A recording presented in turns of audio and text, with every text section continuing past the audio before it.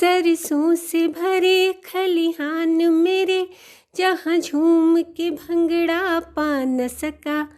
आबाद रहे वो गाँव मेरा, जहाँ लौट के वापस जा न सका।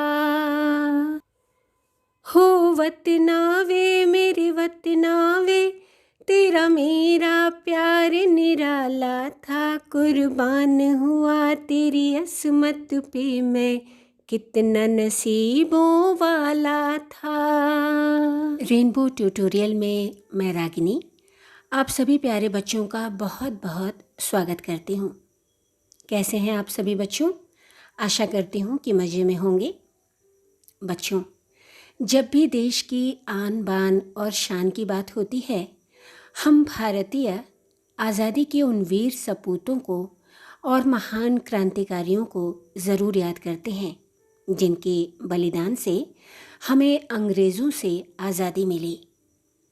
वो महान क्रांतिकारी, वो देशभक्त जिन्हें आज़ादी के सिवा और कुछ भी स्वीकार नहीं था, उन्हीं नामों में एक नाम है चंद्रशेखर आज़ाद। चंद्रशेखर आज़ाद का जन्म उत्तर प्रदेश के उन्नाव ज़िले के बदरका गांव में हुआ था। उनका वास्तविक नाम चंद्रशेखर सीताराम तिवारी था। और आपको पता है बच्चों, जब गांधी जी ने 1921 में असहयोग आंदोलन चलाया था, तो मात्र 14 वर्ष की उम्र में चंद्रशेखर आज़ाद ने उस आंदोलन में भाग लिया था। पर हुआ कुछ ऐसा कि 1922 में गांधी जी द्वारा असहयोग आंदोलन स्थगित कर दिया गया और इस घटना से चंद्रशेखर आज़ाद बहुत दुखी हुए। पर मन ही मन उन्होंने ठान लिया था कि किसी भी तरह से देश को स्वतंत्रता दिलवानी है। और इसी क्रम में उनकी मुलाकात हिंदुस्तान रिपब्लिकन एसोसिएशन जैसे क्रांतिकारी दल के संस्थापक राम प्रसाद बिस्मिल से हुई। इस दल के माध्यम से और राम प्रसाद बिस्मिल के नेतृत्व में 9 अगस्त 1925 को कुछ क्रांतिकारियों ने मिलकर काकोरी कांड को अंजाम दिया। अंग्रेज़ों का बहुत सारा धन और हथियार लूट लिया गया। इस कांड में अशफाक उल्लाह खान और बिस्मिल समेत मुख्य क्रांतिकारियों को मौत की सज़ा सुनाई गई। पर चंद्रशेखर आज़ाद अंग्रेज़ों के हाथ नहीं लगे। इसी दल में आगे चलकर उनकी मुलाकात भगत सिंह, सुखदेव और राजगुरु से हुई। आज़ादी की मशाल और धधक उठी। और प्यारे बच्चों, पंजाब के लोकप्रिय नेता लाला लाजपत राय जी का नाम तो आपने ज़रूर सुना होगा। साइमन कमीशन के विरोध में लाला जी के सर पर इतनी लाठियां लगीं कि कुछ दिनों बाद उनका देहांत हो गया। उनकी हत्या में शामिल प्रमुख पुलिस अधीक्षक सैंडर्स को मार देने का निश्चय किया गया। 17 दिसंबर 1928 को चंद्रशेखर आज़ाद, भगत सिंह, सुखदेव और राजगुरु ने मिलकर सैंडर्स को मार डाला। इतना ही नहीं, आज़ाद के सफल नेतृत्व में भगत सिंह और बटुकेश्वर दत्त ने 8 अप्रैल 1929 को दिल्ली के केंद्रीय असेंबली में बम फोड़ा। बच्चों, भारतीय इतिहास में आज़ादी से जुड़ा वो मनहूस दिन भी आया जब अंग्रेज़ों ने भगत सिंह, सुखदेव और राजगुरु को पकड़ लिया और उन्हें फांसी दे दी गई।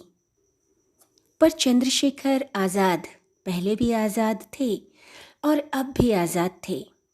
वो हर बार अंग्रेज़ों को चकमा देकर भाग जाते थे और जगह जगह क्रांतिकारी गतिविधियों को अंजाम देते थे। लेकिन फिर 27 फरवरी 1931 का वो दिन भी आया जब इलाहाबाद के अल्फ्रेड पार्क में चंद्रशेखर आज़ाद को चारों तरफ से घेर लिया गया। अंग्रेज़ों द्वारा लगातार गोलियां चलाई जा रही थीं। उनमें एक गोली चंद्रशेखर आज़ाद की जांघ में लगी तो उन्हें महसूस हुआ कि अब मौत निकट है। ऐसे में अंग्रेज़ों के हाथों मरने की बजाय उन्होंने अपनी बंदूक से खुद को गोली मार ली और शहीद हो गए। कहते हैं कि मौत के बाद अंग्रेज़ी अफसर और पुलिस वाले चंद्रशेखर आज़ाद की लाश के पास जाने से भी डर रहे थे।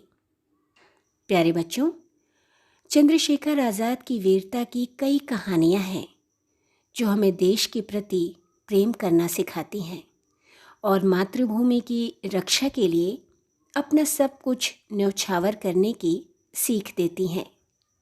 सच में आपकी वीरता और बलिदान को शब्दों में कह पाना आसान नहीं।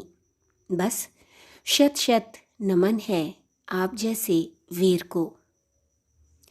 और बच्चों, आप भी जब बड़े हो जाइएगा तो सिर्फ अपने ही सुख दुख में उलझे मत रहिएगा। देश के लिए भी कुछ न कुछ ज़रूर कीजिएगा। तो बच्चों, रेनबो ट्यूटोरियल में आज बस इतना ही। कैसा लगा आपको हमारा ये आज का कार्यक्रम? कमेंट बॉक्स में लिखकर ज़रूर बताइएगा। और अब मैं चलती हूँ, तो मुझे यानी रागिनी को दीजिए इजाज़त। फिर मिलूँगी। नमस्कार। Rainbow tutorial.